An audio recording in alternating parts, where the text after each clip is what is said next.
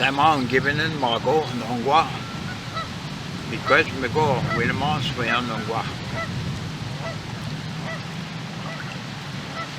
Nu den nin does the cars in the stubber in the cars ya. Shall not see in the cars ya does see so Eric Isaac. She can't have shown those that. Ah. Bob no. Ikea, we show suck no suck. Make a commission. No go. Matsuin, make what? Kiaba Mopia, I took Westing up, Nashing up, make what? At Moda, Chicago, Cook say up, Chicago, I took Napon, Sakiaba Mopia, I took my people shame. Being gay, I took Migwatch, commission. S7, Migwatch, Beach, Migwatch, Medium, Migwatch. George go, this tobacco is go, Manda. Miss Cookie up in Longwa, given the gargle man. You know, can't get up now on Pegoitic. It's not back yet, what? Homeschool, residential schools, they call them good, yeah. Good thing, Kashia, you don't make walk. Case me, get it up to go. Niki way on good thing. With a soda, Kashia, homeschool, residential school, getting a cockle man, Panego and keep Kadama. Well, the guy that the stub at young, keep Shazako man, we want to stub at young. Migani at the rock and my own stub at when Garginas, Sagashim sing it, and it was still order. Gargin, that was the egg that my pig. Kago, just Kagan, yeah, and the stub at young, Sagashim my pig on the garbage charge. Gips like Omega as come go cat them gips like a morning thing. As come Guy get a snub and they go take no up shot gosh gips like away. They go on the snub and cat, yeah, get up. You know, me go that get me no. Up in the chain, keep a scubby. I'll pick me now. I go up it, get a top dance, me now, we on the stub and one. We sweat them, give Shemikis me up in the chain and the stub and chick. This give Shemikis me. Just go put again. Hector, yeah. Give Shagnog any. Yeah, 10 down. Particularly, Legals Memo pay with the stub and me. Kin all there, this no back. And the Kendas one Manda, this no back. And cook Skazi and Goyaki.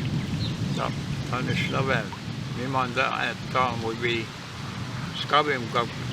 Kin all there and the stub and me. The stub and max come out. Can a walk in the Indian suck when it's the stub and what me on Christian as a present going. We got kick it and that's 7 piece medium meal. So I'm strong up in the chain. They go eating the stub egg, a touch one mark. We do shenang, copper strong with boxing.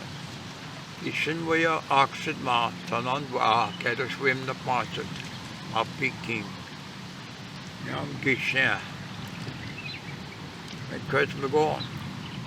We eat the honor. When the stub at me, I'm Gishan. Me, Gishan, the cause we're going on. Because, me, know. Aha, because,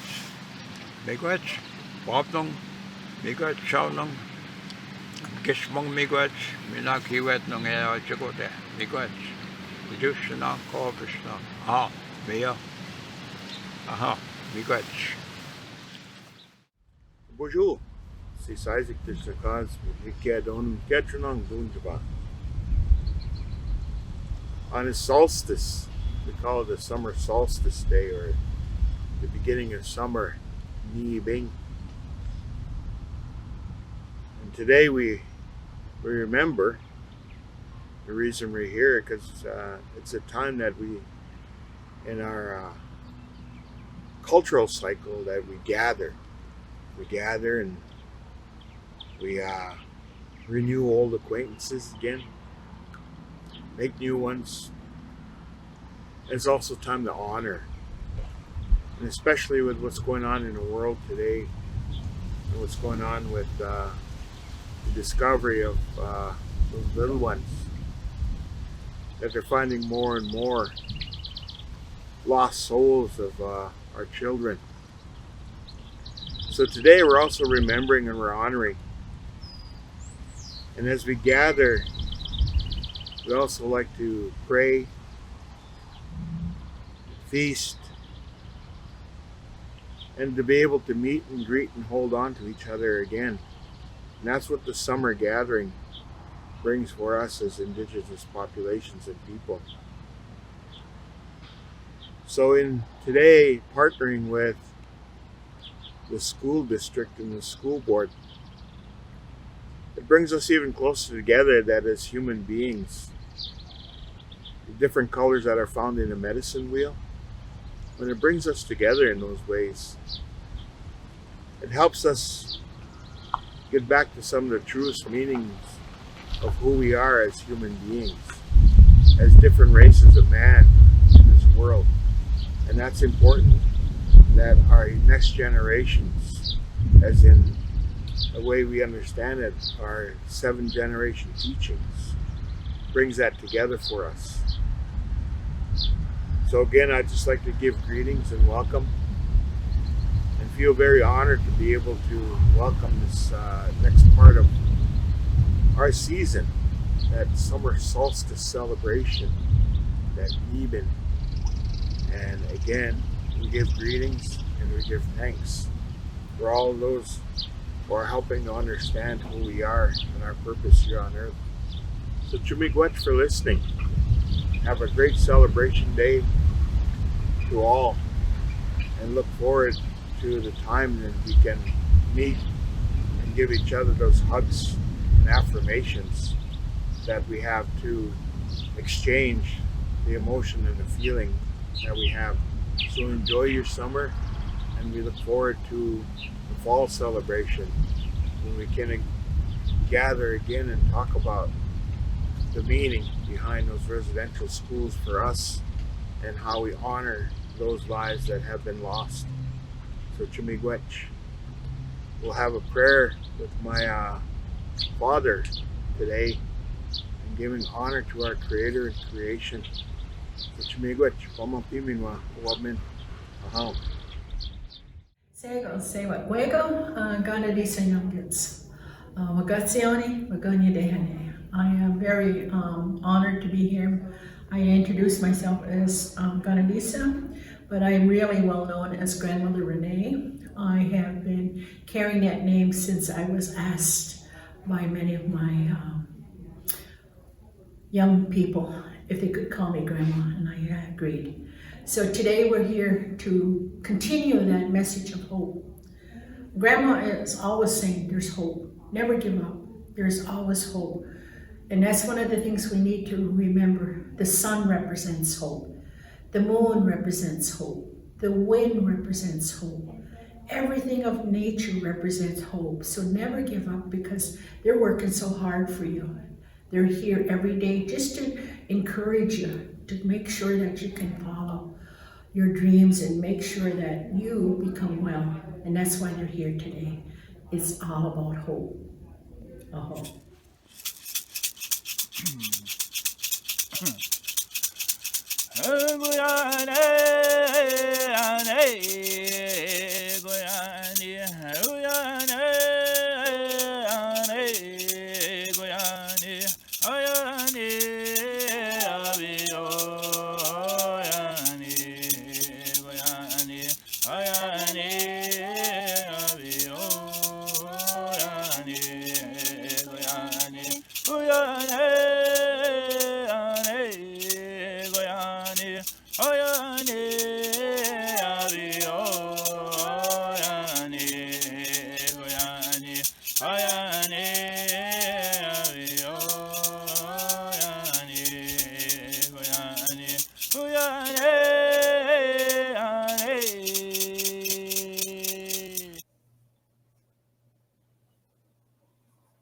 Is that the whole screen, or is that what we're watching, right? I can't remember how we did this before, but if that's okay, if everybody can see it, and if those of you at home, just lean in closer to your screen so you can get all those alpha waves from that 29 point or 30.0 beats per second. Here we go. This is how we look at the world that we live in, and this is what the old ones say. My elders and the community that I raised, where I was raised, and this is how they express it. And this is not Iroquois people taking control of the whole continent. No, it's not at all. Or the Haudenosaunee or the Ongwahumwe or the Wisconawajage. This is how they talked about it. They said, where the sun rises in the east is the eastern door, and where the sun sets in the west is the western door, and the blue sky over our head is the roof of one long house, and all the people who live in that long house are one family. And so we have a rafter, and as you can see from the depiction on the slide, there are rafters all the way across. So there's the Mi'kmaq rafter, there's the Abenaki rafter, there's the Cayuga rafter, there's the Potawatomi rafter, there's the Saulteaux rafter, there's the Pagan rafter, there's the Cree rafter, there's the Nisga'a and Quahiu, all the way out. Everybody's got a rafter in that longhouse. And as you can see, we're all braced by a covenant with each other of eating, healing, and protection. So our braces for those rafters include a conscientiousness with each other to protect each other. No one eats until we all eat. No one is happy until we're all happy. No one is healed until we're all healed. Everybody gets to eat. Everybody gets to be healed. Everybody gets to be happy. Those are the foundational principles that bind those rafters together and make the house strong. So what does that have to do with what we're going to talk about today? Well, over the years, I heard the elders say these kinds of things, and they would say, if it wasn't for our people, Canada wouldn't be a nation today. And then they would say, where the sun rises in the eastern door, and they'd talk about the rafters. And they would also teach us things like how they started to describe the two-row wampum. And the way they phrased it was like this: we were happy to raise you up in our land, is what they said to the crown. So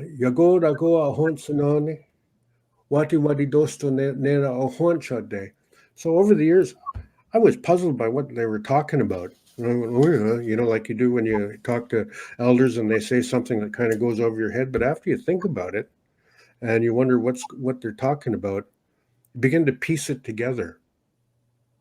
And that's what our story is going to be about today. Let's go to the next slide, Jody. So here's what happened in Canada over the last 10 years. You have two prime ministers in a row.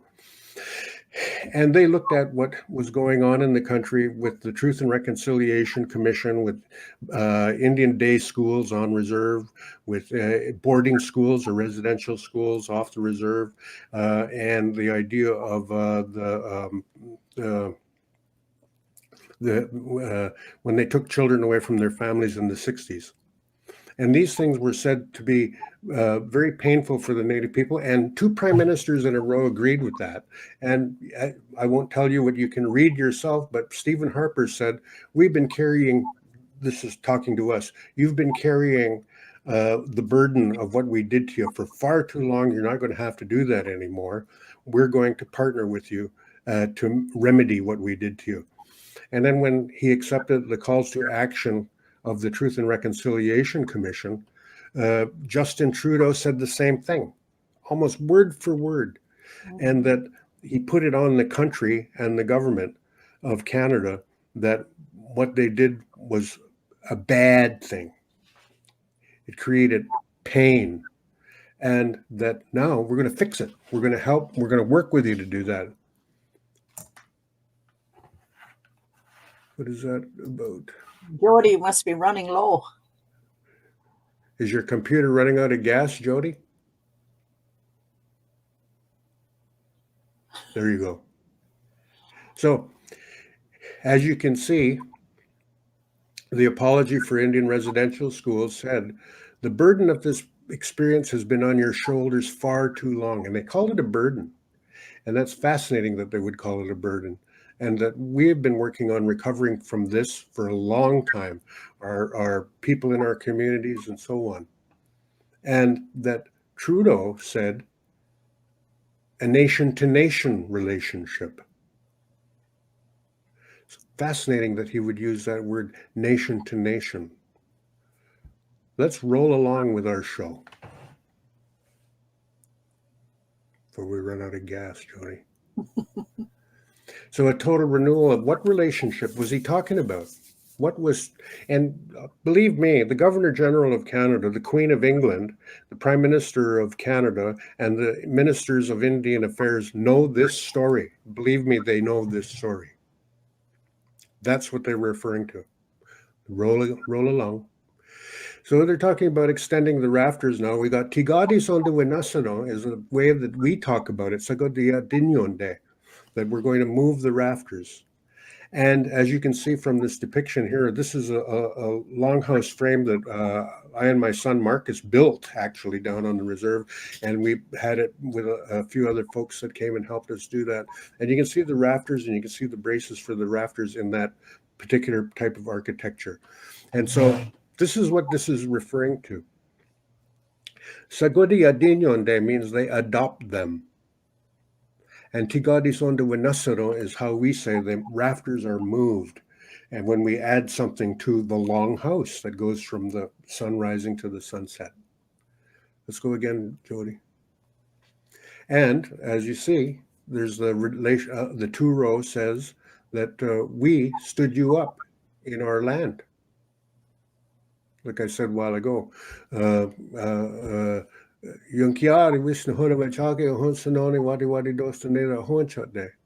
how the 2 row works.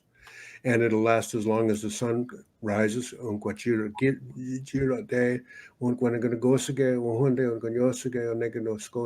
right, let's go again. And that there's belts, wampum belts that commemorate that. These are the different types of belts. On the left side, you see the rafter belts, and then to the left, right of that is the longhouse belt.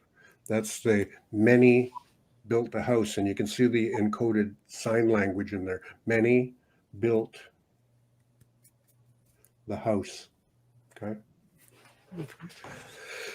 So what do they mean when they're talking about that now? Tiga wenio kone wisno hora wajage doga de hora honjoni on sagot dinyon de ne chino jonqueta squajira doga une onka ne quachira ke uwara ne hora wanondo se doga une on sagot wanondo se. They're saying that when some part of the longhouse has good feelings for someone, or a family, or a clan, or another people, they can adopt them. And it has to be accepted by the whole family to adopt them in. That's how the adoption works among our people. Okay, go again. So, in 1867, colonies over here, Upper Canada, Lower Canada, they decided they wanted to be a nation state. And they had the British North America Act that was completed in England by the Privy Council and the government of England to create the Dominion of Canada. That was in 1867. We know about it. We just had the 150th anniversary a couple years ago. the honor of the crown meant that Queen Victoria had to send somebody to confirm that, and she sent her son to Brantford, Ontario, at the Mohawk Chapel. This is where a special event took place on October 1st, 1869, with Arthur, the Duke of Connaught, the 19-year-old son of Queen Victoria, who came to Brantford. Let's go to the next slide. So here's what happened. When he came to Brantford, he stayed at the Kirby Hotel, and he went deer hunting down at Long Point, down on Lake Erie. And this was in late September. And then on October 1st, the whole entourage from Brantford, the privileged classes of people came in their carriages and went to the Mohawk Chapel in Brantford, Ontario, and they took Arthur, the Duke of Connaught, there. And he received then what they call a condolence ceremony. And at the ceremony, they hung a name around his neck. And according to the United Empire Loyalist Gazette and writers from the International Orders of the Daughters of the Empire, on that day, Canada's rafter was raised inside the Longhouse of Many Nations. This is how they say it. This is not us saying it. This is Canadian people saying it. On that day, Canada's rafter was raised inside the Longhouse of Many Nations. Let's go again, Jody.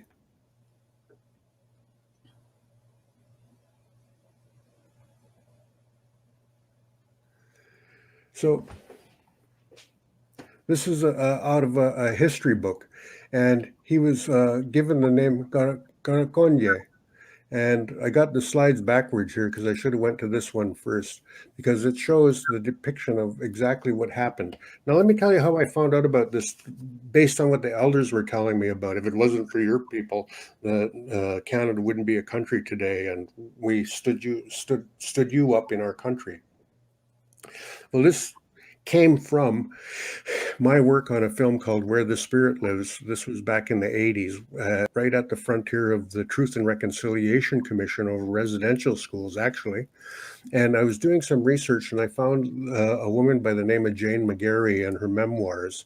And she had been they had the branch of the IODE in Lethbridge, Alberta, named after her. And she had in her memoirs handwritten notes of these events. And Angela Fines, of course, from the United Empire Loyalists here in Brantford, also had records as well.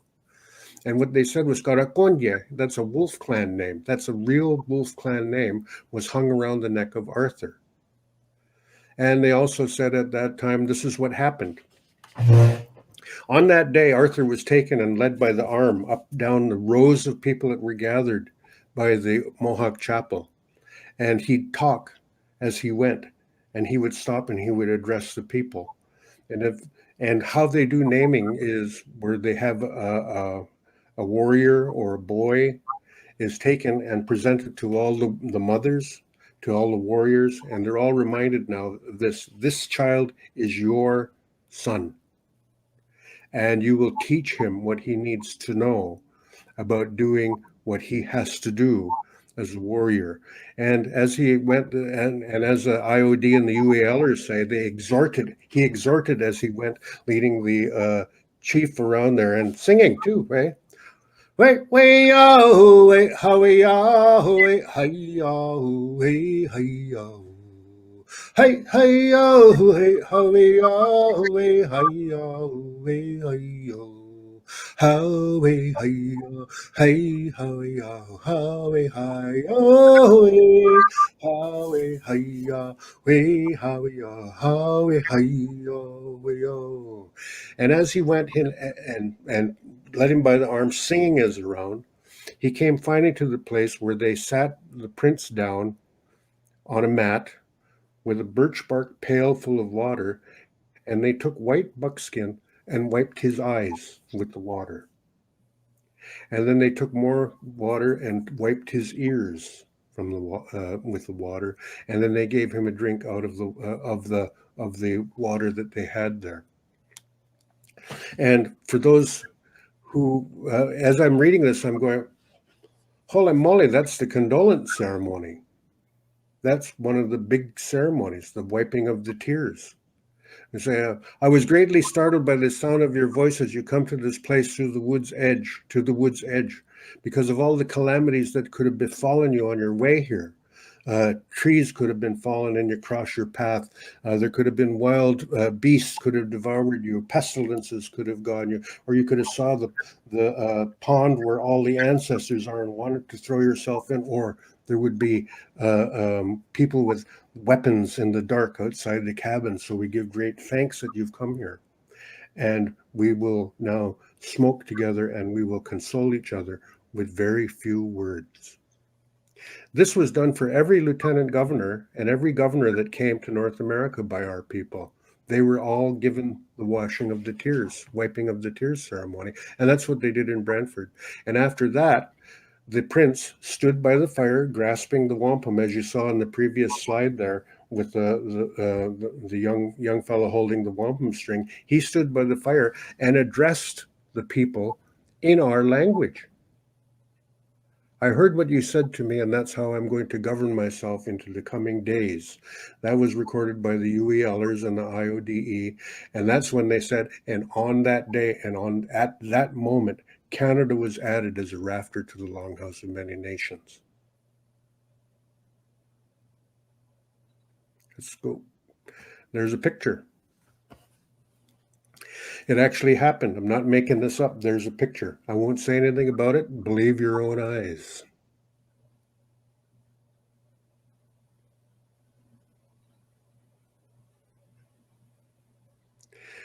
Funny thing about Arthur, the Duke of Connaught, he came back to Schweigen, down 100 kilometers south of Toronto to the Six Nations Indian Reservation, or Six Nations Indian Reserve number 40, Oswego, or Oswego, is what it's known. He came back in 1913.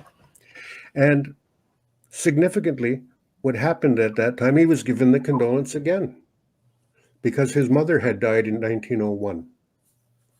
And so Arthur, when he came back, they wiped his tears again because Victoria had died. One other thing about that was Arthur, the Duke of Connaught, in 1913, was the Governor General of Canada. So joining with Canada and declaring war on the Kaiser, that's happened, and there are letters actually in the archives that show about our people saying their involvement with the war. 400 people went from here over there, and with the commemoration of Vimy Ridge recently, there are records from our families of our grandfathers going over there and participating in that. I had some uncles and grandfathers. My grandfather went to that campaign and we're in those first tanks and all of that stuff. Another story.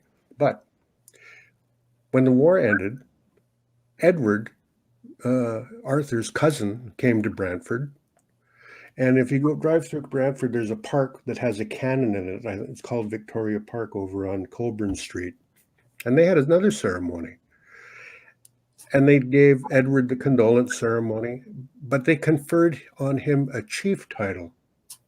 Deahonseya was the name they hung around his neck. And they said, we've got a rafter here, a Canada rafter, but it has no chief to talk to the rest of us. So they made Edward a chief, because the rafter needs a chief to be able to talk to the chiefs from the other rafters, because that's the role of the chief, to go and talk to the other nations and the other people about what we're thinking about stuff. That's their role, right? Fascinating fact. Edward became the King of England. Deahonseya, that Edward, became the King of England. So this is in Canadian history. This happened 100 years ago. And it's not taught in your schools for some reason that I don't know. You'll have to go ask the people that run your education system about that. But these events actually did happen. Queen Victoria in 1869, she declared all the native people in Canada to be members of the British Commonwealth in the late 1800s. She died in 1901. Arthur, her son, came back as Governor General of Canada to receive the condolence ceremony. His cousin Edward was conferred with a chief title and became chief of the Canada Rafter. Let's go on.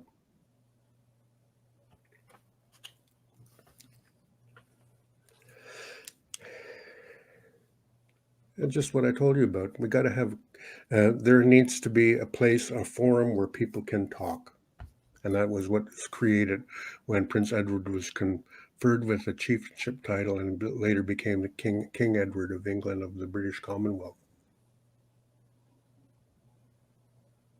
And there's the printed fragment from a history account of what happened.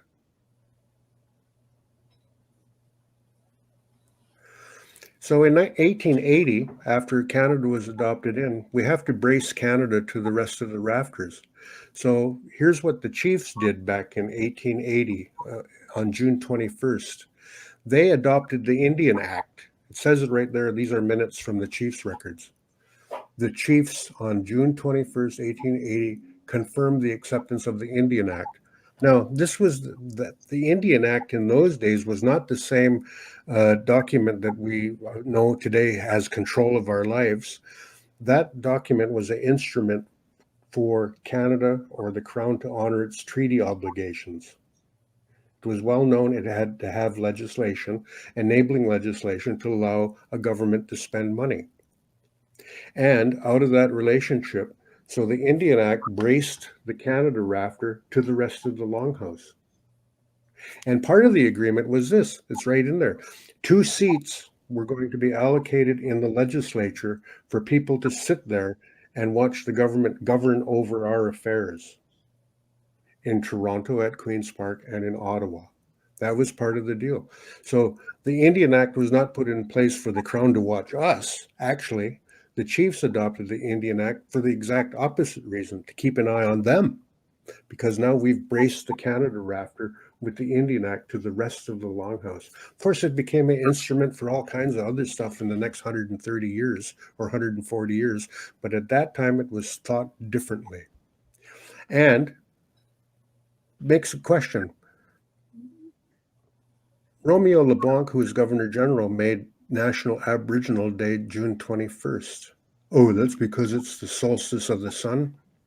Or does the Governor General know something about what happened to make Canada a country? Canada became a nation when it was braced to the rest of the Longhouse on June 21st, 1880. Okay, let's go. So you have the Canada Rafter adopted in.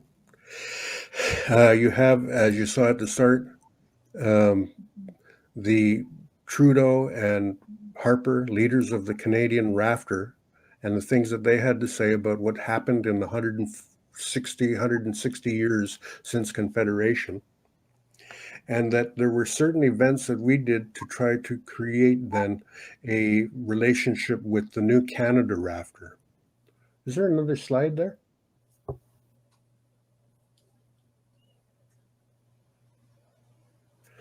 And in that rafter, when the adoption of Canada and it was given its own rafter, there was a duty and responsibility for people who are part of the Canadian Rafter to become Indigenous to this land.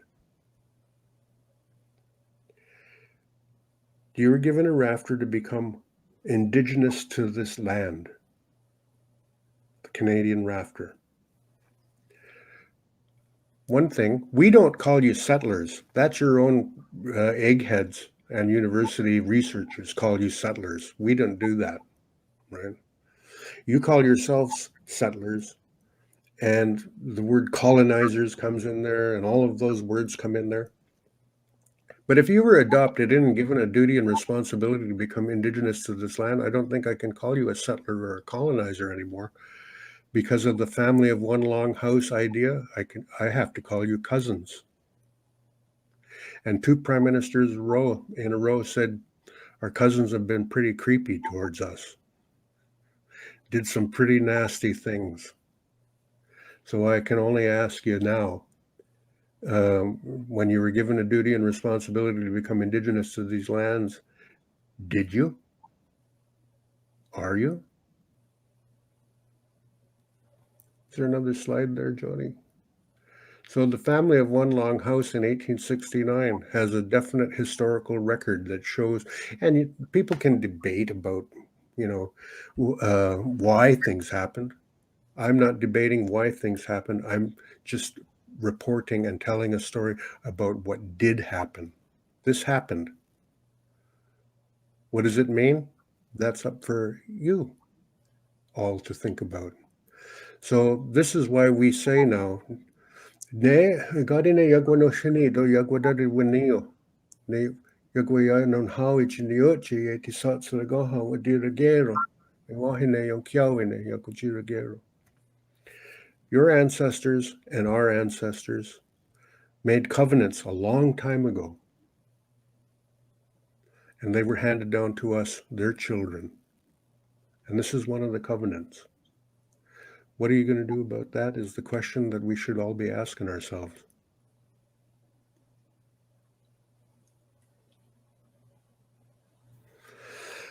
Where the sun rises is the eastern door, and where the sun sets is the western door, and the blue sky over our head is the roof of that longhouse, and everybody who lives in that longhouse are one family. There might be 35 million Canadians, but you only have one voice. There might be 2,000 Abenakis, but they also have a voice. There might be 40,000 Mohawks, but they also have one voice. Each of the Rafters has a voice in that longhouse of one family. That's how it works. Where are we today? That is a discussion. Are we at the end of the slideshow there, Jody? There you go. The admission by 2 prime ministers in a row that our cousins have been pretty nasty to their other cousins from the other Rafters. So you can shut that off, and I'm going to just pose a question, and then I'm going to shut off my camera and listen.